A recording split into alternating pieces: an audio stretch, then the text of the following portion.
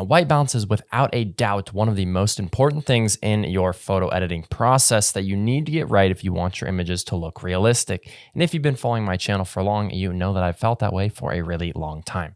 Now, that being said, after you dial in your initial white balance to your image, I think there is a little bit of room to play around to make more creative effects on your photos, make your subjects stand out, other things like that. And that's what I've been playing with a lot lately. I think I've finally perfected it and I'm ready to release this video, which I'm going to talk about how you can selectively play with the white balance in order to improve your photos. It's something I think a lot of people maybe don't think about, but I think it's going to help you to create some really, really nice images. Let me show you exactly what I mean. I'm going to be using Lightroom Classic for today's tutorial, but you could be using Lightroom, Photoshop, or any other photo editing software, and you should be able to have really similar options to do this as well. So make sure to stay tuned. Now, first, we're going to be talking about this landscape photo, then we're going to move into a wildlife photo. Obviously, the landscape photo, we're looking more at a landscape. And then the wildlife photo, we're going to be looking at something that has a subject. So if you're a portrait photographer, that's going to apply as well. Now on this photo here, I've got my nice sunrise. You know, this was really nice light, but it was way, way before sunrise. So you can see how blue everything is. So, you know, in camera, the white balance looked something like this. And I warmed this up. Now, I really want to warm this up because I don't want these blue tones to be on the foreground because I have this nice sunrise. I want it to be nice and warm. But as I get the foreground to about where I want it to be, you know, probably about in there, the image just doesn't have a realistic looking white balance because our sky, we've gotten rid of any blue out of the sky. There should always be some blue in the sky because the sky is blue even during a great sunrise or sunset. And so it just doesn't look realistic. So even though the foreground looks good, the sky doesn't. Now this is exactly where this selective white balance is going to come into handy. So I'm going to hit Command Z to undo here. Let me just get this foreground or this image somewhere that I feel like is more neutral, maybe more realistic to what it was in the scene. You know, the sky is probably looking pretty good about right there, just like that. And then maybe I'll tweak this just a little bit, just like that. So get your image to a neutral spot. That's the first thing that you want to do with any image. Get it to where you feel like it's pretty neutral. Now you'll go into your masking tools here, and depending on which software you're using, these could be in a different spot, but masking tools. Then you're going to make a selection here. Now, I talked about in a previous video why you don't want to use sky selection, so I'm not going to use it. Instead, I'm going to use landscape, and this is going to detect the landscape features in the image. We don't want sky. We do want mountains, water, natural ground, and we can check vegetation as well. We'll click Create Mask. If you have anything weird going on with your mask like that, simply just hit Add, go in with a brush, and just paint that in. So now you can see we have this perfect mask of the foreground. Don't worry about all this over here. Just worry about the foreground is white, the sky is dark. Now we can come in here and adjust this, and we can warm this up in the foreground. Maybe we want to increase the saturation as well. Maybe we want to tweak the temperature and the tint. Somewhere probably about in there. Now you do have to be careful. If you have a reflection, you do still need it to match a little bit, so you can't do anything too crazy.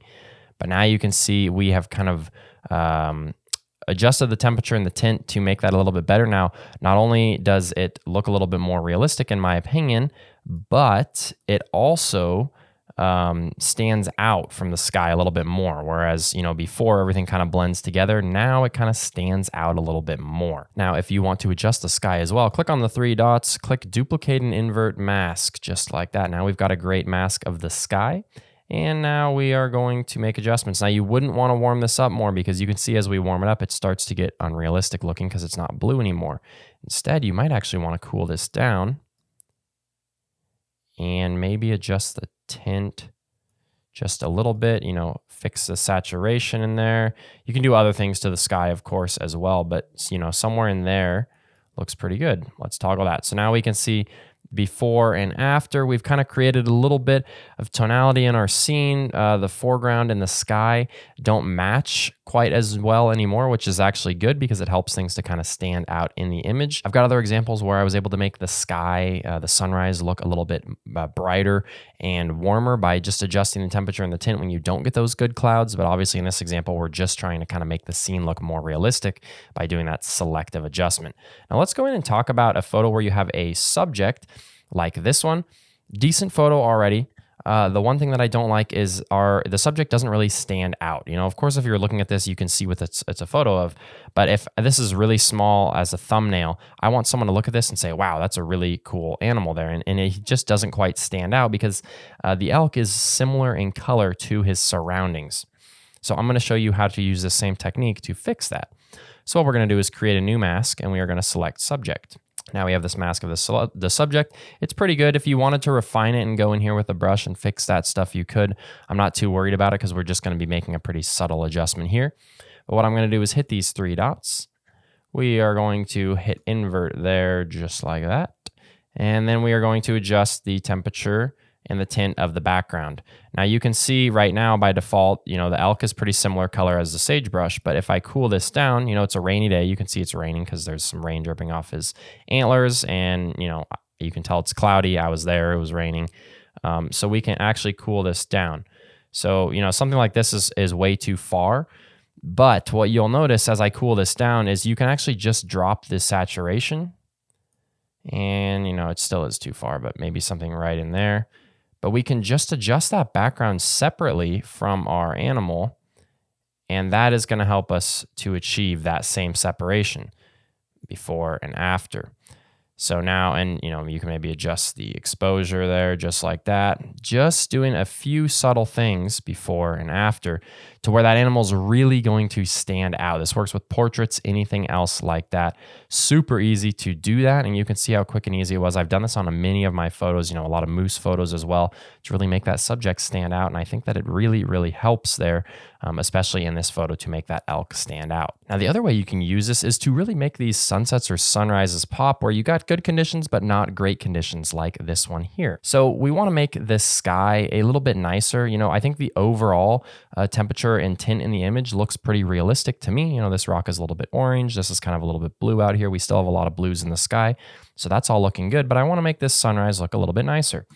So let's create a new mask, and let's do select landscape again.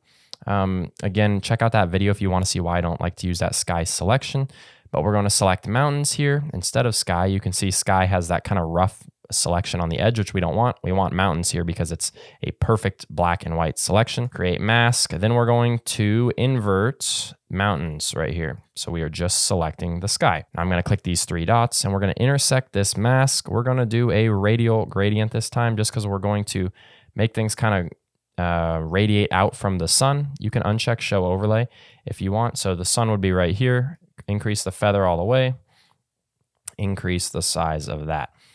Now we'll go in. You can see this is our selection, and we are going to go in and adjust the temperature and the tint. You can see how we're really making that sunrise nicer. Command minus a couple times just to zoom out. If you want to make this a little bit bigger, somewhere in there, you know, you could add some contrast if you want, but you can keep adjusting this around just to make that sunrise a little bit stronger. Add some highlights to add some glow. Maybe that's too much tint, but you can see how this selective white balance adjustment is going to really make that sunrise look a little bit nicer, much nicer than if we would have just went in here and just increased the temperature, because now you can see the whole image just looks too warm. So just by selectively doing that temperature and tint, it's really going to help you to create a better looking image. All right, so hopefully those examples are helpful for you. This is a technique I've been using on a lot of images lately, and I do want you to give it a try on your images, and let me know down below in the comments what you guys think about this technique and if it worked for you. Of course, as with anything else in photo editing, moderation is key. Don't do this too much, or if you overdo this effect, it's really obvious and doesn't look good. You also got to make sure that your selection is good. So always make sure that Lightroom or whatever program you're using makes a good selection before you do this, because it is going to look weird if your selection isn't quite perfect. If you guys have any questions, comments, anything like that, let me know down below. Otherwise, make sure to leave a like and a subscribe to help me to continue to grow my channel. I'm going to help you to continue to improve your photography. My name is Austin James Jackson. Thank you guys so much for being here. We'll see you guys next time.